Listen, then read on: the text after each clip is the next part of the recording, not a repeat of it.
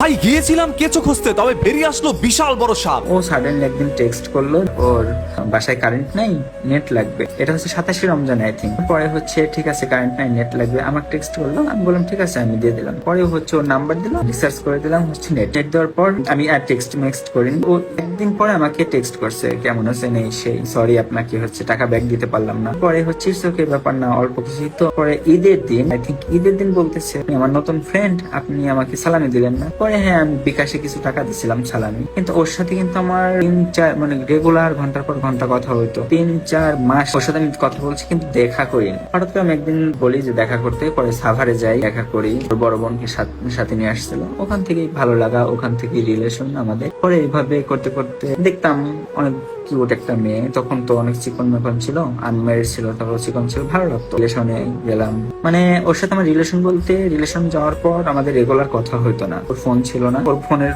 যখন পাইত তখন কথা টথা বলতো ওর বোনের ফোন দিয়ে। ও আমার সাথে যখন টাকা লাগতো, যখন কোনো কিছু প্রয়োজন হতো, তখন আমার সাথে রেগুলার কথা বলতো, আমার এটা লাগবে সেটা লাগবে। ও এমনও করছে অ্যাড্রেস দিয়ে ও হচ্ছে অর্ডার দিয়ে দিচ্ছে অনলাইনে। ওর সাথে আমার দেখা হতো যতবার, জাস্ট শপিং এর জন্য দেখা হতো আর ঘোরার জন্য, আর কোনো কাজ ছিল না। আমার সাথে দেখা মানে শপিং করা, এমন টাইপের ছিল। ওর একটাই ভালো লাগতো, ও শপিং করে দিল সব ঠিক। ওর সাথে যত ঝগড়া হোক যাই হোক, মানে শপিং মানে সব ঠিক। পরে হচ্ছে এমন করতে করতে অনেক দিনই হয়ে যায়। পরে ও ফোন কিনে, ফোন কেনার পর হচ্ছে আমি কিছু কন্ট্রিবিউট করি, কিছু বলতে 50-50। ও 3টা ফোন নিয়েছে, 3টা ফোনের মধ্যে আমি ইনভেস্ট করছি, কি বলবো। আর রেগুলার তো টাকা, রেগুলার শপিং, রেগুলার টাকা, রেগুলার শপিং, আমাদের রিলেশন মানেই শপিং ছিল। এভাবে করে আমি তো জানতাম ওর কোনো ফ্রেন্ড নাই, কেউ নাই। বলতো আমার কেউ নাই, ফ্রেন্ড নাই। আমার একটা ফ্রেন্ড হয়েছে, তখন আমি শুনি মিমের কথা, যে হ্যাঁ মিম নামে ওর একটা ফ্রেন্ড হয়েছে। তো মিমকে শুনলাম যে হচ্ছে ওর এমন সোশ্যাল মিডিয়া অ্যাক্টিভ, আর ওরও খুব ইচ্ছা ছিল সোশ্যাল মিডিয়ায় কাজ করার। আর আপনারা বলতে পারেন যে আমি কখনো ফোন টোন চেক করছি না, ওর ফোন, ও আমার সাথে মেসেঞ্জারে কথা বলতো না, ও আমার সাথে স্ন্যাপচ্যাটে কথা বলতো। ও বলতাম মেসেঞ্জার ইউজ করো না, এই সেই। তো পরে কি করবো, ও আমার সাথে স্ন্যাপচ্যাটে কথা বলতো, ঠিক আছে স্ন্যাপচ্যাটই ওকে, কথা বলতো এইভাবেই। আমার কাছে আসলে মেসেঞ্জার টেসেঞ্জার ডিলিট মিলিট করে তারপরে আসতো, আমি যাতে ফোন হাত দেখলেও মানে মেসেঞ্জার চ্যাটিং ম্যাটিং কিছু না পাইতাম। পরে হচ্ছে ওরা হচ্ছে কি করলো, মিম নাজিম পরে বললো হ্যাঁ নাজিম ভাইয়া হয় ওর, আর হচ্ছে মিম ওর ফ্রেন্ড। আসলে ওরা ওর ফ্রেন্ড না, ওর ভাইয়াও না। কি হয়েছিল, নাজিমের সাথে ও ফেসবুকে চ্যাটিং ম্যাটিং করতো, ওটা মিমের কাছে ধরা খেয়ে যায়। পরে মিমের পায়ে হাত পায়ে ধরে মিমের সাথে ফ্রেন্ডশিপ করে। পরে এই ভুল হয়ে গেছে, ছোট বোন হিসেবে মাফ করে দাও, এই সেই। এইভাবে ওর মিমের সাথে ফ্রেন্ডশিপ হয়। পরে আমাকে একদিন আসলো যে বললো আমি হচ্ছে ভিডিও করবো, একটা মিউজিক ভিডিও। আমার খুব ইচ্ছা লাইফে যে আমি একটাই মাত্র মিউজিক ভিডিও করবো, অনেক রিকোয়েস্ট মিউজিক। আমি বললাম ঠিক আছে একটাই তো, একটাই করো। পরে দেখি ও হচ্ছে মিম নাজিমদের সাথে ভিডিও শুরু করছে, আমি প্রথমে জানতাম না। সাডেনলি একদিন আমার ফেসবুকের সামনে আসে যে ওদের সাথে ভিডিও। পরে আমি স্ক্রিনশট দিয়ে বলি কি এগুলো কি, ওরা কারা। পরে বললো যে হচ্ছে এটা ভাই হয় আর হচ্ছে এটা মিম। তো আমি ওদের সাথে থেকে একটু ভিডিও করবো, আমার পেজটা দাঁড়ায় গেলে পরে আমি হচ্ছে একা একা ভিডিও করবো তোমাকে নিয়ে, এইভাবে হচ্ছে বললো। ঠিক আছে, আমি ওর ট্রাস্ট করতাম, আমি যেহেতু সময় পেতাম না। ওরা হচ্ছে ওইভাবে কাজ টাজ করতো, কিন্তু এখানে ওর ফ্যামিলি সহ আমার সাথে মিথ্যা বলছে। ও যে রেগুলার দিনের পর দিন, এটা আমি সেপ্টেম্বর অক্টোবরের কথা বলতেছি, দিনের পর দিন হচ্ছে মিমের বাসায় যে করে থাকতো, এটা আমি জানতাম না। আমি যদি ওদের বাসায় থাকলে আমার সাথে খুব কম কথা বলতো, মাঝে মাঝে টেক্সট বলতো, কল দিলে কল হচ্ছে রিসিভ করতো না। আমি যদি ওর বড় বোনকে কল দিতাম, তখন হচ্ছে ওর বড় বোন হচ্ছে বলতো হচ্ছে ও ঘুমাচ্ছে, ও অসুস্থ। ওরে কল দিলে ও ফোন টোন মাঝে টাঝে ধরে বলতো আব্বু বাসায় কথা বলা যাবে না এসে, কিন্তু ও স্টিল মিমের বাসায় থাকতো তখন। এমন করে দেখেন, একটা মেয়ে যখন একটা বাসায় থাকা শুরু করে, ওখানে যেখানে নাজিম মানে ওকে পছন্দ করতো, ওদের রিলেশন ছিল, তো ওখানে কি হইতে পারে। আর একটা দুঃখজনক বিষয় হচ্ছে নাজিম আর মিমের সম্পর্ক খুব খারাপ ছিল, ঝামেলা চলতো অনেক সময়, বেশিরভাগই ঝামেলা চলতো। ইনডাইরেক্টলি তানিশা হয়তো মিমরে সাজেস্ট করে যে হচ্ছে ফকিরের কাছে যাও, তোমাদের এই ঝামেলা আর থাকবে না, তোমাকে বকবে না বা মারবে না, এমন কিছু তানিশা শেখাই দেয়। তানিশার মাধ্যমেই নাকি ফকিরের কাছে যায়, যেটা আমার শোনা। ওখানে যাওয়ার পর হচ্ছে ওকে কিছু একটা দেয় খাওয়ানোর জন্য। অক্টোবরের 15 তারিখে হচ্ছে নাজিমকে খাওয়ায়। ওই দিনই নাজিম আর মিম ঝগড়া করে মিমকে হচ্ছে বাপের বাড়ি দিয়ে আসে। স্টিল তখন আমার সাথে তানিশার কন্ট্যাক্ট হয়, কথা হয়। স্টিল তখন তানিশা নাজিমের বাসায়, ওই তখন থেকে ওদের বাসায়। অক্টোবর নভেম্বরের 5 তারিখে মিম নাজিমের ডিভোর্স হয়ে যায়। মিম নাজিমের ডিভোর্স হওয়ার পর 5 তারিখে কিন্তু তানিশা আমার সাথে সারাদিন ছিল। ডিভোর্স হওয়ার পরে আমি হচ্ছে 5 তারিখ ঘোরার পর আমি রাতে কল দিয়ে কল ধরে না, কন্ট্যাক্ট নেই, মানে 5 তারিখ রাত থেকে, নভেম্বরের 5 তারিখ রাত থেকে আমাদের কন্ট্যাক্ট অফ,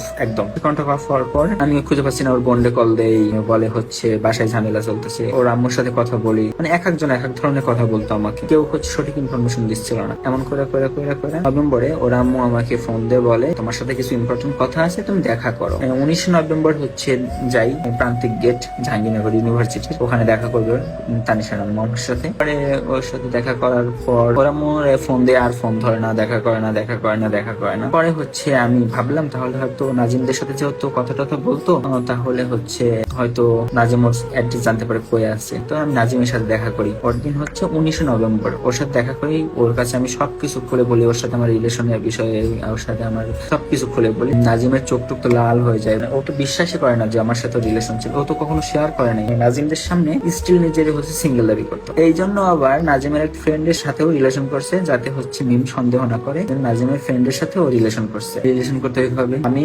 নাজিমের সাথে কথা টথা বলে যখনই আমি গাড়িতে উঠবো, ওই মুহূর্তে তানিশার আম্মু আমার ফোন দিছে, বলতেছে হচ্ছে তুমি আমার মেয়ের জামাইকে কি বলছো, সংসারে ঝামেলা লাগাইতেছো কেন? আমি বললাম আপনার মেয়ের জামাই মানে আপনার মেয়েকে বিয়ে দিয়েছেন কই? আবার বলতে কেন তুমি বুঝো না আমি কার সাথে বিয়ে দিছি? তার মানে হচ্ছে দেখছেন, ডিভোর্সের আগেই ওদের বিয়ে হয়ে গেছে। 19 তারিখেই 13-14 তারিখে ওদের বিয়ে হয়ে গেছে, কিন্তু পরে কি হলো নাজিমের সাথে বিয়ে হয়ে গেছে এই সেই এটা বললো। তো একটা ভয়েস রেকর্ড ভাইরাল হয়েছিল তখন তানিশার আম্মু, হয়তো আপনারা শুনছেন কিনা জানি না। দেখছেন, তাহলে বুঝেন ওই ছেলের সাথে আগেই ওর খারাপ সম্পর্ক ছিল, যেটা মিমের কাছে ধরা খায় যায়, সেই জন্য ওদের প্ল্যানিং করে ডিভোর্স করায় এবং ওরা বিয়ে করে। এটাই মূল সত্য। ভাই আগেই বলেছিলাম গিয়েছিলাম জঙ্গলে কেঁচো খুঁজতে, তবে বেরিয়ে আসলো বিশাল বড় অজগর সাপ। এখন অজানা অনেক তথ্যগুলো যখন আমাদের সামনে চলে আসলো, তখন যেন মনেই হচ্ছে ভালোবাসাটাই সব থেকে বড় অন্যায়। সেটা আপনি তানিশাকেই বাসেন বা অন্য কাউকেই বাসেন, এই সমাজে এই পৃথিবীতে আপনি যদি কাউকে মন থেকে ভালোবাসেন, তাহলে আপনি সব থেকে বড় ছেকাটা খাইতে যাচ্ছেন, সব থেকে বড় বাস খাইতে যাচ্ছেন। বাসজারের মধ্যে কোনো বাস নাই, কাউকে দাফন করতে গেলেও সেইখানেও বাস খুঁজে পাওয়া যায় না, কারণ সকল বাসগুলো এখন ছেলেদের পিছনে দেওয়া হচ্ছে এই সকল মেয়েদের কারণে। দেখেন কিভাবে জীবনগুলো ধ্বংস করে দেয়। একজনের সংসার ভেঙে তারপর তার সংসারের মধ্যে সুইর মতো করে ঢুকে গেছে, অন্যদিকে আরেকজনকে ছেকা দিয়ে আসছে, তার জীবনটাও ধ্বংস।